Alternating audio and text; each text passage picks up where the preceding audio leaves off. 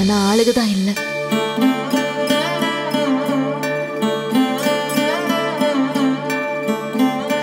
ஆனா எல்லாம் 1 மாசம்தான் மாமா. அன்னைக்கு பேசணும்ல, அதே மாதிரியே நாங்க 2 பேரும் பொட்டியும் கையுமா இங்க வந்துருவோம் பாருங்க. அந்த நம்பிக்கை போன முதல் நாளே எனக்கு வந்துருச்சு. அது சரி.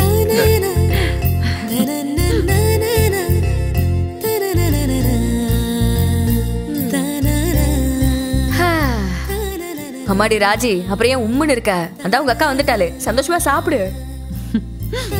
சாப்பிடு சாப்பிடு.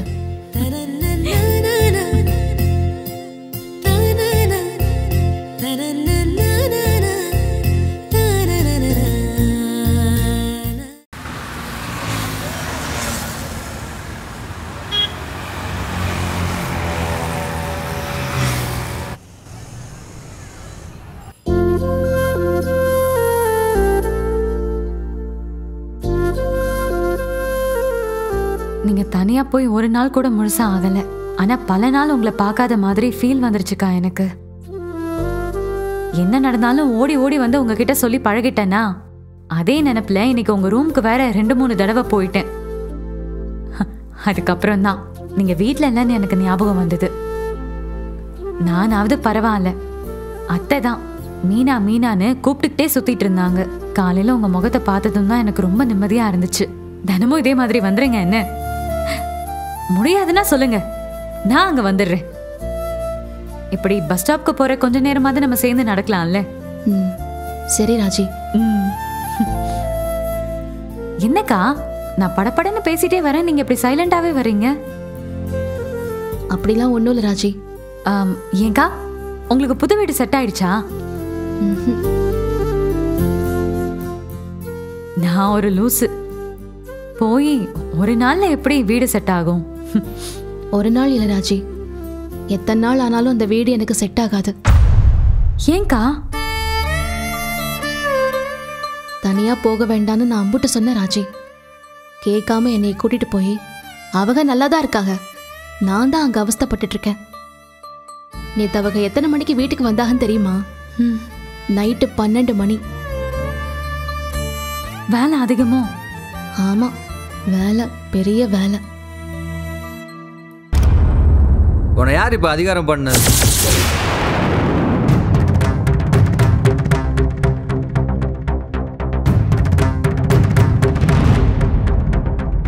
குடிச்சிருக்கீங்களா? எனக்கு தனியா இருக்கிறதுக்கே பிடிக்காத ராஜி, அது உனக்கே தெரியும்ல. தெரியும்க்கா. அவங்கள நான் விரும்பினதுக்கு ஒரு முக்கியமான காரணம் அவங்க கூட்டு குடும்பத்துல இருக்காங்கிறது தான். நல்லா வீடு முழுக்க மனுஷங்களோட இருந்துட்டு கடைசியில யாருமே இல்லாம தனியா நான் மட்டும் அங்க உட்கார்ந்துருக்கேன். எனக்கு எம்புட்டு கஷ்டமா இருக்கு தெரியுமா? எனக்கு என்ன சொல்றதுன்னு தெரியலக்கா. கொஞ்ச நாள்ல பழகிடும். பழகிடுங்கிறது சரிதான், ஆனா எனக்கு பிடிக்காத விஷயத்த நான் ஏன் ராஜி பழகணும்?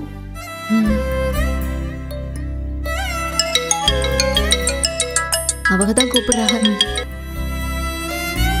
ஹலோ ஹலோ மீனா, நான் காய்கறி பால்லாம் வாங்கிட்டு வந்துட்டேன். வழியில் மணி என்னென்ன பார்த்தேன், அவர்கிட்ட பேசிகிட்டு இருந்தனால கொஞ்சம் லேட் ஆயிடுச்சு.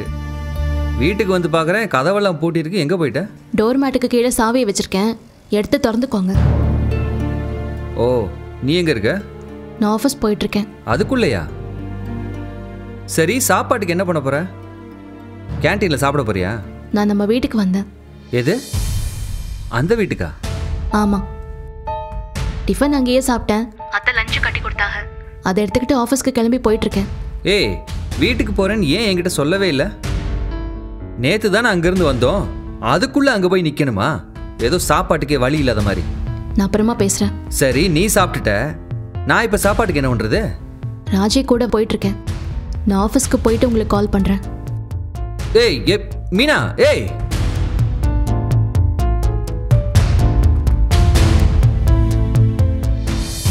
அங்கே நம்ம வீட்டில் இருந்த வரைக்கும் கேட்கறதுக்கு முன்னாடி சாப்பாடு, இருக்கிற இடத்துக்கு டீ காஃபின்னு எல்லாமே வந்துட்டு இருந்துச்சு. அது எப்போவுமே கிடைக்குமா என்ன? தனியாக போகணுன்னா நமக்குன்னு சில பொறுப்புகள் வரும், தனியாக சில வேலைகளை செய்ய வேண்டியிருக்கும். அதை பற்றிலாம் கொஞ்சம் கூட யோசிக்காம உங்கள் மாமா கிளம்பி வந்துட்டாங்கன்னு நினைக்கிறேன்.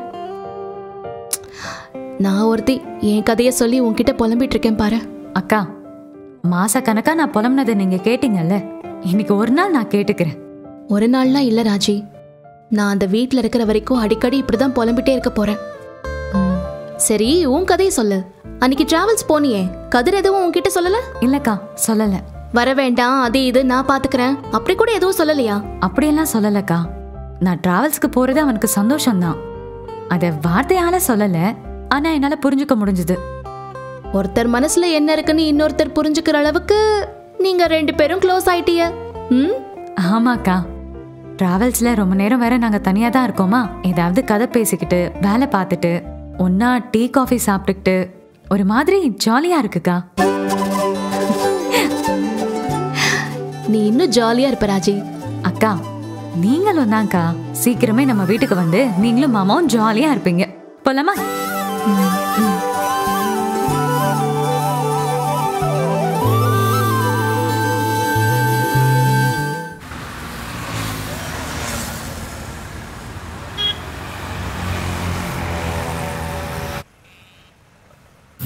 பை கொடுங்கக்கா.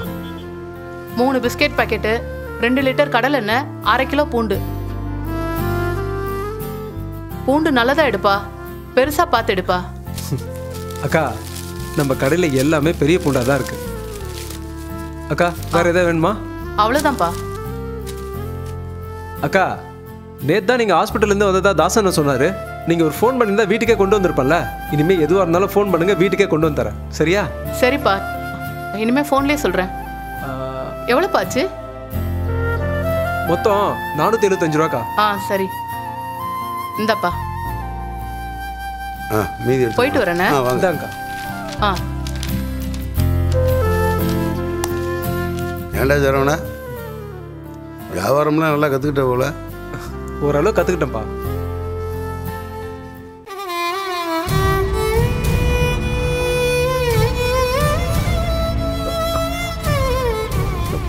மாமா, என்னாச்சு மாமா?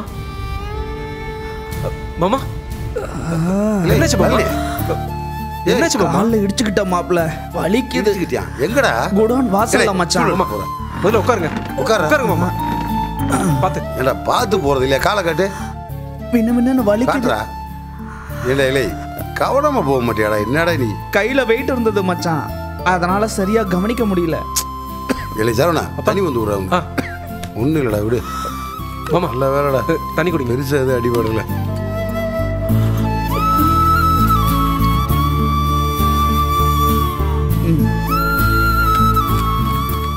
என்னடா இன்னைக்கு? காலை நல்லா காட்டு. குதிங்கால்ல மச்சான், பெரிய அடியெல்லாம் ஒன்றும் இல்லை. இல்லை ரத்தங்கத்தை வந்துச்சாடா? இல்லை மச்சான், ரத்தம்லாம் எதுவும் வரல.